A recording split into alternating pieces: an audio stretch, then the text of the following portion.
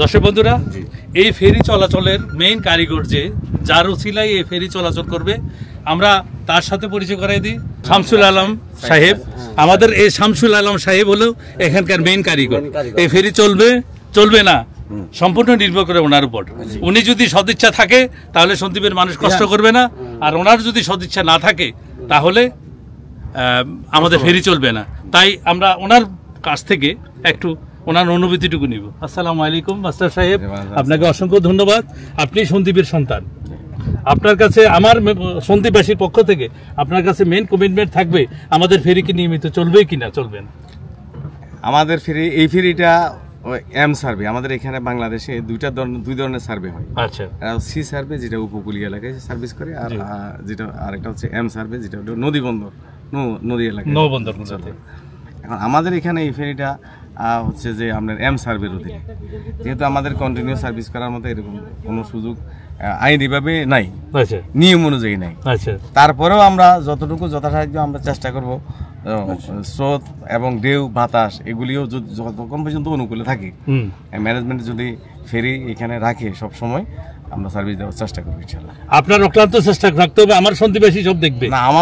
আপনার কমিটমেন্ট আপনি থাকবেন, আমাদের যতটুকু সম্ভব আপনি চালাতে চেষ্টা করবেন, যতটুকু সম্ভব আমরা সন্দ্বীপবাসী দেবে, আমার দাবি না। ম্যানেজমেন্ট যদি আমার সংস্থা যদি এখানে ফেরি রাখে তাহলে আমরা যতটুকু সম্ভব আমার দ্বারা যতটুকু সম্ভব আমরা ফেরি এখানে সার্ভিস। ধন্যবাদ। আমরা চাই আপনি সন্দ্বীপবাসীর পাশে থাকবেন। আপনি যতদিন চাকরিরত আছেন এখানে, আপনার ডিউটি যতদিন থাকে, আপনি সৎভাবে এই কাজটা পরিচালনা করবেন। অসংখ্য ধন্যবাদ। আপনি কিন্তু সন্দ্বীপের সন্তান, সন্দ্বীপ মানুষের প্রতি আপনার দায়বদ্ধতা আছে।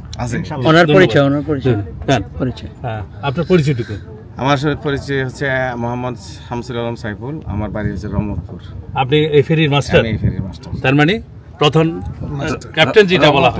মানে কি কয়টা গাড়ি আসবে? আমি একটা কথা বলে দিই, এখানে কয়টা গাড়ি আসবে, সিঁড়ি কয়টা আছে, কি আছে, মানে ডিটেলস এই ফেরিটার ব্যাপারে যদি বলেন।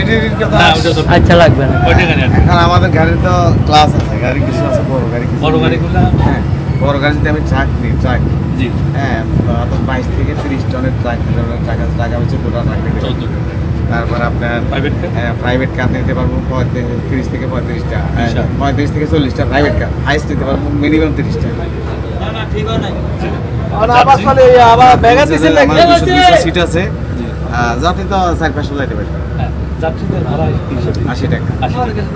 ফার্স্ট ক্লাস সেকেন্ড ক্লাস আছে না, কোনো ফার্স্ট ক্লাস সেকেন্ড ক্লাস নাই। অর্থাৎ একটা মাত্র ক্লাস আছে, সেটা হলো সুলভ শ্রেণী, আর ওই ভিআইপিদের জন্য একটা আলাদা একটা কেবিন। ওই কেবিন ভাড়াটা ওই কেবিন ভাড়া পাড়ার এখন। আচ্ছা, ধন্যবাদ ভাইয়া, ধন্যবাদ। আর এদিকে চাপাই না, আপনার পানিতে তো অটো চলে যাচ্ছে, জোয়ারে পানি ফুললে তো এদিকেই চেপে যাবে, আমরা চাপাবো কেন? আরে ভাই ওইদিকে দাও করে বাতাস এদিকে সামনে দিচ্ছে, এদিকে বাতাস আর ওইদিকের বাতাস এই পাশ দিয়ে একটা তার দিয়ে ইয়ে করতে হবে, টানা দিতে হবে, উপস্থিত দেন, না হলে না যত এইদিকে চালাই যেতেই থাকবে। আমরা